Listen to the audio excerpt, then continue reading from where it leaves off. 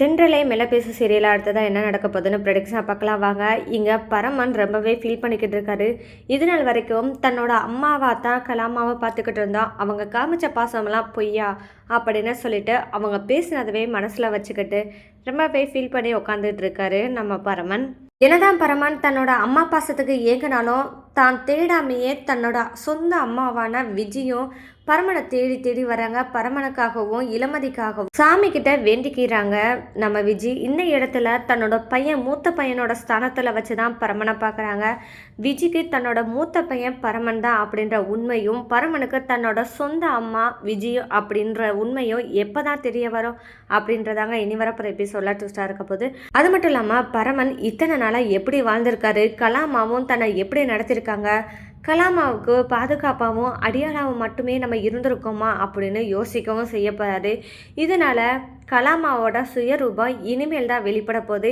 இந்த சுயரூபத்தை பார்த்த நம்ம பரமன் கலாமாவுக்கு சரியான பாடம் புகட்டணும். அவங்களோட அரசியல் வாழ்க்கைக்காக பரமனை பயன்படுத்திக்கிட்டாங்க அப்படின்ற உண்மையை தெரிஞ்ச பரமன் எதுக்காக தன்னை பயன்படுத்திக்கிட்டாங்களோ அதே அரசியல் வாழ்க்கையை அவங்களுக்கு இல்லாமல் ஆக்குறது தான் அவங்களுக்கு சரியான தண்டனையும் கூட அப்படின்னு சொல்லிட்டு பரமனும் முடிவு பண்ண போறாரு. ஆனால் இதெல்லாம் எப்படி நடக்க போகுது அப்படின்றத ப்ரெடிக்ஷனாக பார்க்கலாம் வாங்க. கலாமாவும் ஏற்கனவே திட்டமிட்ட மாதிரியே அவங்க அரசியல் வாழ்க்கையில் முன்னேறணும் அப்படின்றதுக்காக தன்னோட ஒரே பையனான சித்தார்த்துக்கு அமைச்சரோட பொண்ணை கல்யாணம் பண்ணி வைக்கிறது தான் நல்லது. அப்படி கல்யாணம் பண்ணி வச்சுட்டா நம்மளோட அரசியல் வாழ்க்கையில் நம்ம முன்னேறி போகலாம், அடுத்தடுத்த பொசிஷனில் போகலாம் அப்படின்னு கலாமா திட்டம் போட்டதுபடியே அமைச்சர் வீட்டிலேருந்து சித்தார்த்துக்கு பொண்ணு கொடுக்கறதுக்கு தயாராகிட்டாங்க. இதை கேட்ட கலாமாவும் ரொம்பவே சந்தோஷப்படுறாங்க. ஆனால் இதுக்கு முன்னாடியே தன்னோட சொந்த செலவில் சூனியம் வைக்கிற மாதிரி ஒரு நிகழ்வு நடக்குது. அதாவது தான் பையனால் அரசியல் வாழ்க்கையில் முன்னேறணும் அப்படின்னு நினச்ச கலாமாவுக்கு தன் பையனாலேயே தன்னோட அரசியல் வாழ்க்கையில் முட்டுக்கட்ட போகிறதுக்கும் முடிவுக்கு வர்றதுக்கும் தன் பையனே காரணமாக போகிறான் அப்படின்றது இனிதான் தெரிய போகுது நம்ம கலாமாவுக்கு. இது எப்படி நடக்குதுன்னு பார்த்தா இங்கே பரமன் விஜயோட பையன், அதாவது ரிஷியோட அண்ணன்னு தெரிஞ்சு போச்சு. இதுக்கு மேலேயும் நம்ம உண்மையை மறைக்கிறதுனா கண்டிப்பாக முடியாது. ஏன்னா இங்கே இளமதி எப்படா ஏதாவது கிடைக்கும் அப்படின்னு சொல்லி பார்த்துக்கிட்டு இருக்கா. இவளுக்கு எதுவுமே தெரிய வரக்கூடாது. அதுக்கு முதல்ல பரமன் கிட்ட இளமதி நெருங்குறத நம்ம தடுத்தே ஆகணும் அப்படின்னு சொல்லிட்டு கலாமாவும் திட்டம் போடுறாங்க. இந்த திட்டத்தினால என்ன யோசிச்சுக்கிட்டே இருக்காங்க. அப்போ தான் நம்ம ரஞ்சிதமும் ஒரு ஐடியா கொடுக்குறாங்க. ஏமா பரமன் கிட்ட இளமதி பக்கத்திலே போகக்கூடாதுன்னா அதுக்கு ஒரே ஒரு வழிதாமா இருக்கு அப்படின்னு சொல்லிட்டு ரஞ்சிதா ஒரு ஐடியா சொல்றாங்க. அது என்ன அப்படின்னு சொல்லிட்டு கலாவும் கேட்க அப்பதான் ரஞ்சிதா சொல்றாங்க, பரமனுக்கு அடிபட்டதுனால அவனுக்கு கட்டு போடணும் வைக்கணும் அப்படின்னு சொல்லிட்டு இளமதி பக்கத்தில் போகணும்னு நினைக்கிறான்னு சொல்கிறீங்க. அப்படி போகக்கூடாதுன்னா நம்ம ஏமா வீட்டிலே பரமனுக்காக ஒரு நர்ஸு ஏற்பாடு பண்ணக்கூடாது? அப்படி நர்ஸு வச்சுக்கிட்டோம்னா இளமதியும் பக்கத்தில் வர அவசியமே இருக்காதே அப்படின்னு சொல்லிட்டு ரஞ்சிதா ஒரு ஐடியா கொடுக்கவும் கலா அம்மா என்ன சொல்கிறாங்கன்னா, இப்போ தான் நீ உருப்படியான ஒரு ஐடியாவே கொடுத்துருக்க, இதுவும் நல்லதா அப்படின்னு சொன்னது மாதிரியே கலாமாவும் பரமனுக்காக மட்டும் இல்லாமல் பரமன் கிட்ட இளமதி போகக்கூடாது அப்படின்ற ஒரு காரணத்தை வச்சு ஒரு நர்ஸை அவங்க வர சொல்லிடுறாங்க. அந்த நர்ஸும் வீட்டுக்கு வராங்க. வீட்டுக்கு வந்ததுமே கலாமாவும் பேரெல்லாம் கேட்குறாங்க. பேர் நளினி அப்படின்னு சொன்னதுமே சரி நான் யாரை பார்க்கணும் அப்படின்னு நீங்கள் சொன்னீங்கன்னா, யாருக்கு ட்ரெஸ்ஸிங் பண்ணணும் சொன்னீங்கன்னா நான் போய் பண்ணிடுறேன் அப்படின்னு சொல்லி நளினி சொல்கிறாங்க. இதை கேட்டதுமே பரமனுக்கு தான் பண்ணணும் அப்படின்னு சொல்லிட்டு ஏன் ரஞ்சிதா பரமன் ரூமை காமி அப்படின்னு சொல்லவும் இங்கே ரஞ்சிதத்துக்கு ஒரு வேலை வந்துடுறதுனால அந்த பொண்ணை அப்படியே விட்டுட்டு போயிடறாங்க. அந்த பொண்ணை என்ன பண்ணுறாங்கன்னா பரமன் ரூம் எது சித்தார்த் ரூம் எதுன்னு தெரியாமல் சித்தார்த் ரூமுக்குள்ளே போயிடறாங்க. சித்தார்த் தான் பரமன் அப்படின்னு சொல்லிட்டு யோசிச்சுக்கிட்டு அந்த நளினி என்ன சொல்கிறாங்கன்னா, உங்களுக்கு இன்ஜெக்ஷன் போடணும், ட்ரெஸ்ஸிங் பண்ணணும் அப்படின்னு சொல்லவுமே எனக்கு இன்ஜெக்ஷனா அப்படின்னு சொல்லிட்டு சித்தார்த் பயப்படுறது மட்டும் இல்லாமல் தன்னோட அம்மாவையும் கூப்பிட்றாங்க. அப்போ தான் சித்தார்த் ரூமுக்குள்ளே ரஞ்சிதமும் வராங்க. ரஞ்சிதம் வந்ததுமே ஏமா இங்கே என்ன பண்ணிக்கிட்டு இருக்க, நீ ட்ரெஸ்ஸிங் போட வேண்டிய ஆள் வேறவங்க, நீ இந்த ரூமில் என்ன பண்ணுற, வா நான் அவங்க கூட்டிகிட்டு போகிறேன் அப்படின்னு சொல்லிட்டு பரமன் ரூமுக்கு கூட்டிகிட்டு போகிறாங்க. இந்த மாதிரி இடத்துல தான் நம்ம இளமதியும் சரி ட்ரெஸ்ஸிங் பண்ணுறதுக்கு ஒரு நர்ஸு போட்டாங்க, இது நம்மளை வேணும்னே தான் வெளியே அனுப்பணும் அப்படின்றதுக்காக மட்டும் இல்லாமல் பரமன் கிட்ட நம்ம போகக்கூடாதுன்னு நினச்சி தான் பண்ணுறாங்க.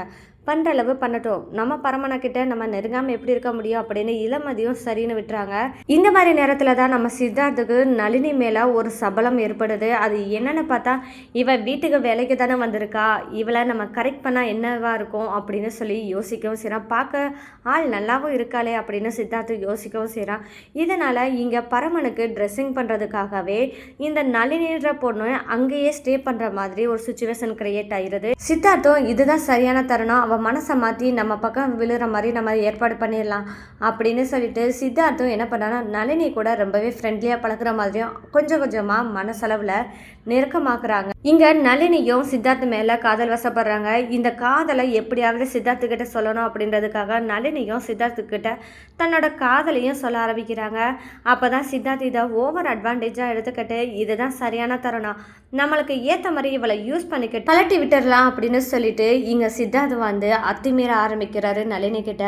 நளினியும் நான் இந்த மாதிரி பொண்ணு கிடையாது, உங்களை காதலிக்கிறேன்னு தான் சொன்னேன்னு தவிர்த்து அதுக்காக இப்படியெல்லாம் பண்ணணும்னு அவசியம் இல்லை அப்படின்னு சொல்லிட்டு அவாய்ட் பண்ண பார்க்குறாங்க. ஆனால் சித்தார்த்தோ என்ன ஓவராக நடிக்கிறா அப்படின்னு சொல்லிட்டு அத்துமீற ஆரம்பிக்கிறாங்க. அப்போ சித்தார்த்தோ ஒரு சத்தியமும் பண்ணி கொடுக்குறாரு நளினி கிட்ட. இங்கே பாரு நளினி, நான் உன்னை அவ்வளோ தூரம் ஈஸியாக விட்டு கொடுக்கவும் மாட்டேன், உன்னை கைவிட்டுருவேன் அப்படின்னு நீ நினைக்கிறியா, என் மேலே நம்பிக்கை இல்லையா அப்படின்னு சொல்லிட்டு இங்கே தன்னோட பேச்சுவார்த்தைகளால் இங்கே நளினியை மயக்கவும் செய்கிறாரு. அந்த நளினியோ தன்னோட காதலால் சித்தார்த்து மேலே இவ்வளோ தூரம் பேசுகிறாரு, இவர் நம்மளை ஏமாற்ற மாட்டார் அப்படின்றதுக்காக சித்தார்த்தோட மனசில் என்ன இருக்குது, உண்மையாக அவன் மனசில் என்ன இருக்குது, வெளிப்படையாக பேசுகிற வார்த்தைகளை மட்டும் நம்பி நளினி ஏமாந்துறாங்க.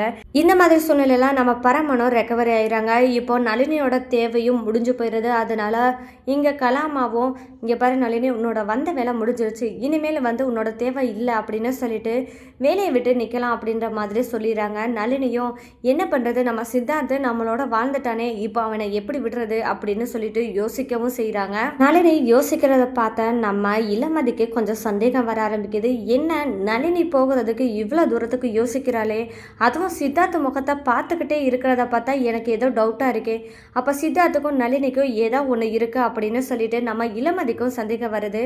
சரி இப்போ எதுவுமே பண்ண வேணாம் அப்படின்னு சொல்லிட்டு பேசாமல் அமைதியாக இருக்கிற இளமதிக்கு சித்தார்த்துக்கும் நளினிக்கு இருக்கிற உறவை பற்றியும் இதனால் நளினி கன்சீவாக இருக்காங்க அப்படின்ற உண்மையை நம்ம இளமதிக்கு தெரிய வருது. அது எப்படின்னு பார்த்தா நளினியை போக சொன்னதுமே வெளியே போனதுமே சித்தார்த்துக்கு ஃபோன் கால் வருது. சித்தார்த்தும் இதை வரேன் அப்படின்னு சொல்லிட்டு வெளியே போகிறாங்க. என்ன இவ வெளியே போனால், இப்போ வெளியே போனதுமே சித்தார்த்தும் வெளியே போகிறத பார்த்தா ஏதோ டவுட்டாக இருக்கே அப்படின்னு சொல்லிட்டு இளமதியும் பின்தொடர்ந்து போகும்போது தான் நளினி சித்தார்த்துக்கிட்ட பேச ஆரம்பிக்கிறாங்க. உன்னால் நான் கர்ப்பமாக இருக்கேன் அப்படின்னு சொல்லிட்டு சித்தார்த்துக்கிட்ட பதில் சொல்லவுமே சித்தார்த் என்ன சொல்கிறான்னா, என்னது நீ கர்ப்பமாக இருக்க, யாரோட குழந்தைய நீ சுமந்துக்கிட்டு இருக்க அப்படின்னு சொல்லிட்டு சித்தார்த் வந்து அபத்தமாக பேச ஆரம்பிக்கிறாரு. அந்த இடத்துல நளினி என்னை பார்த்தா எப்படி தெரியுது, நான் உன்னோட குழந்தைய சுமக்கிறேன்னு சொல்லிட்டு தான் உங்ககிட்ட வந்து பேசிக்கிட்டு இருக்கேன், உனக்கு எனக்கும் நடந்த ரிலேஷன்ஷிப்லாம் மறந்து போச்சா அப்படின்னு நளினி சட்டையை பிடிச்சி கேள்வி கேட்குறாங்க சித்தார்த்து கிட்ட. அப்போ சித்தார்த்து எவனோடைய போயிட்டு அதனால் உண்டான குழந்தைக்கு என்னோட பேரை இனிஷியலாக வச்சுக்கலாம் அப்படின்னு சொல்லிட்டு நினைக்கிறியா அப்படின்னு சித்தார்த்து கேட்க, உனக்கு கொஞ்சமாவது அறிவு இருக்காடா, நான் அப்படிப்பட்ட பொண்ணே கிடையாது அப்படின்னு சொல்லும்போது, ஆமாம் அதுதான் தெரியுமே, நீ எத்தனை பேர் வீட்டில் நர்ஸாக போய் எத்தனை நாள் ஸ்டே பண்ணியிருப்பேன்னு எனக்கு என்ன தெரியும் அப்படின்னு சித்தார்த்து ரொம்பவே அசிங்கமாக கேவலமாக பேசுகிறத பார்த்ததுமே ரொம்பவே நொந்து போய் உடஞ்சி போய் அழுது கீழே விழுகிறாங்க. அந்த இடத்துல தான் இங்கே சித்தார்த்து வந்து நளினிட்ட நீ என்னமோ பண்ணிப்போ, எனக்கு கல்யாணம் நிச்சயம் ஆயிடுச்சு, எனக்கு கல்யாணம் ஆக போகுது அப்படின்னு சித்தார்த் சொல்லிட்டு கிளம்பி போகவுமே நம்ம இளமதி நளினி கிட்ட வராங்க. நளினி என்னாச்சு அப்படின்னு சொல்லி கேட்கும்போது அப்போ தான் உண்மையை சொல்கிறாங்க. சித்தார்த்தோட குழந்தை என்னோட வயிற்றில் இருக்கா அப்படின்னு சொல்லிட்டு நளினி சொன்னதை கேட்டதுமே இளமதி ரொம்பவே அதிர்ச்சி ஆகுறாங்க. இது எப்படி நடந்துச்சு அப்படின்னு சொல்லி கேட்கும்போது எல்லா உண்மையும் நளினி சொல்கிறாங்க. அப்போ தான் இளமதியும் அப்போ சித்தார்த்து தான் இதுக்கெல்லாம் காரணம் தான், அவன் தான் உன் கழுத்தில் தாலி கட்டணும் அப்படின்னு சொல்லிட்டு இளமதி போராட போகிறாங்க.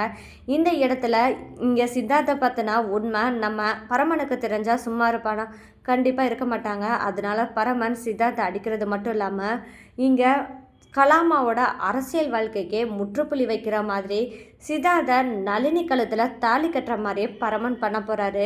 இதனால் தன்னோட அரசியல் வாழ்க்கையே போச்சே அப்படின்னு சொல்லிட்டு கதறி அழுக போகிறாங்க கலாமா. இந்த மாதிரி சுச்சுவேஷன் கண்டிப்பாக நடக்கணும் அப்படின்னு நீங்களாம் நினைக்கிறீங்கன்னா மறக்காமல் இந்த வீடியோக்கு லைக் பண்ணி தெரிவித்து மறக்காமல் நம்ம சேனலை சப்போர்ட் பண்ணி ஆதரவு தெரிவிங்க.